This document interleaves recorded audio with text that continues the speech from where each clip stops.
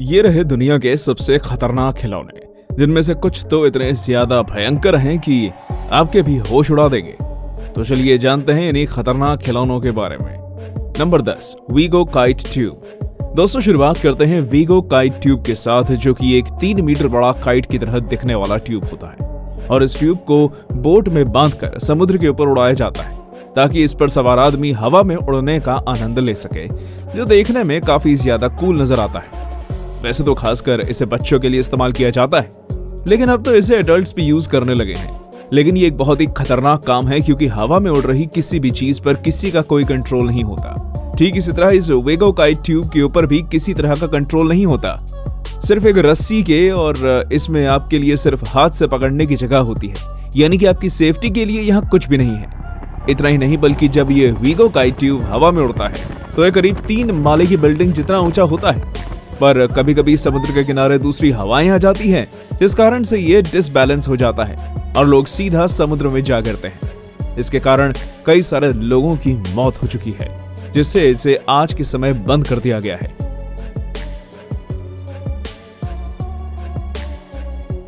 Number 9, pogo shoes.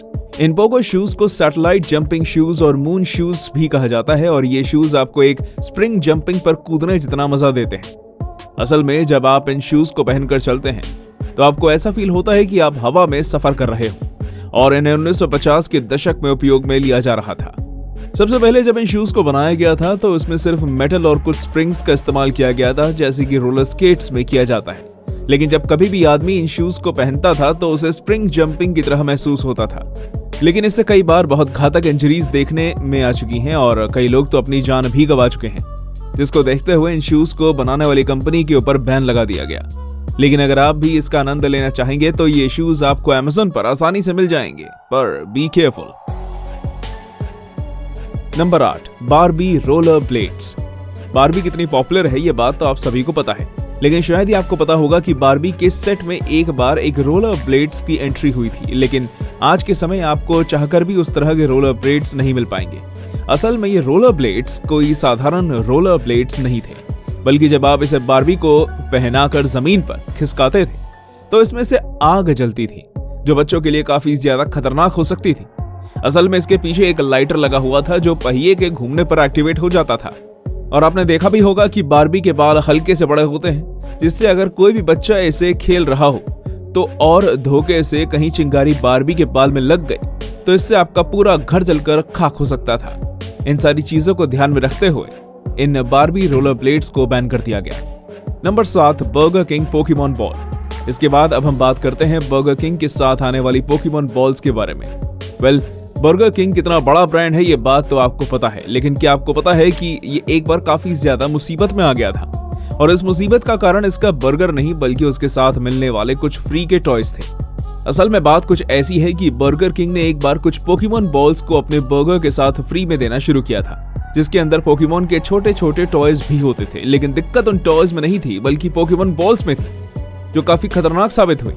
अगर इसके पीछे के कारण की बात करें तो ये पोकेमॉन बॉल्स काफी तेजी से बंद होती थी, और यही कारण है कि कुछ बच्चे इससे मौत के घाट उतर गए थे, क्योंकि जब वो सो रहे थे तब ये बॉल्स धोखे से उनकी नाक पर जाकर बंद हो गई, तो किसी के किसी दूसरे पार्ट पर, जिससे क्या हुआ होगा ये तो आप खुद ही सोच सकते हैं, और इसके बाद इन पर बैन लगा दिया गया। Number 6, Battlestar Galactica.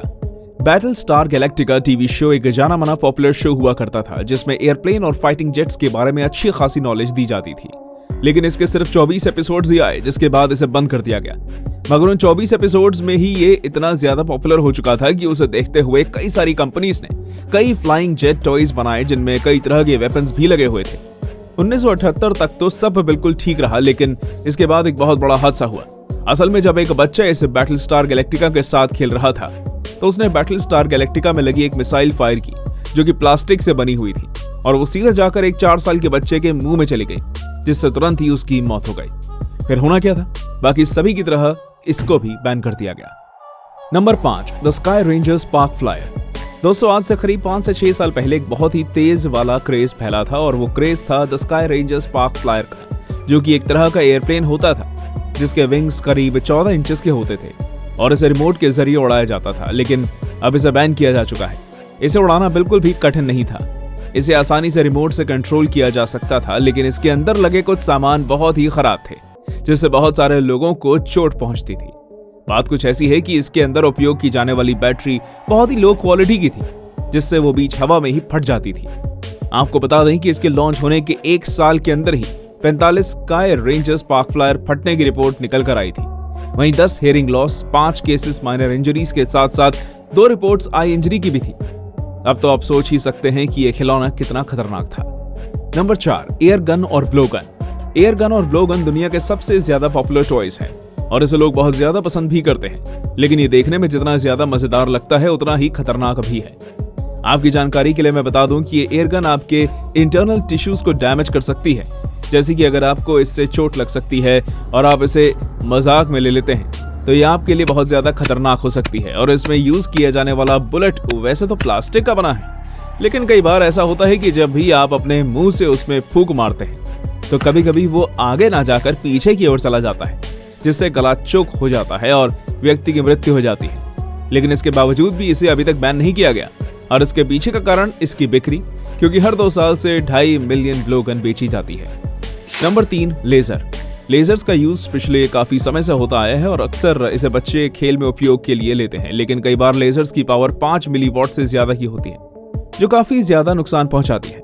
आपको ये बात जानकर हैरानी होगी कि 5 मिलीवॉट से ऊपर की लेजर आपकी आंख की रोशनी को पूरी तरह से छीन सकती है और तो और एक माचिस की तिल्ली को कुछ ही सेकंड्स के अंदर जला सकती है। इतना ही नहीं, ये आपके इंटरनल टिश्यूज को भी डैमेज कर सकती है।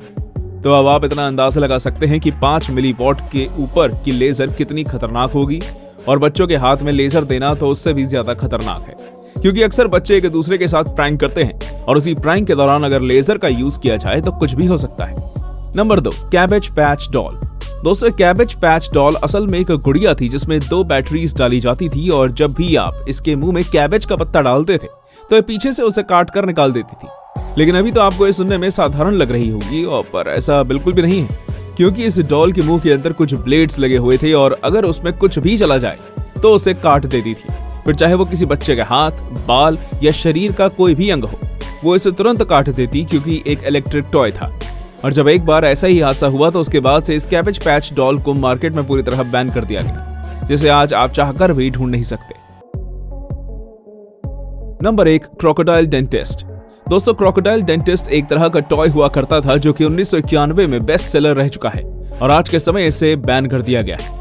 तब तो आपके मन में ये सवाल आना संभाविक है कि आखिर इसके बावजूद भी इस टॉय को क्यों बैन कर दिया गया।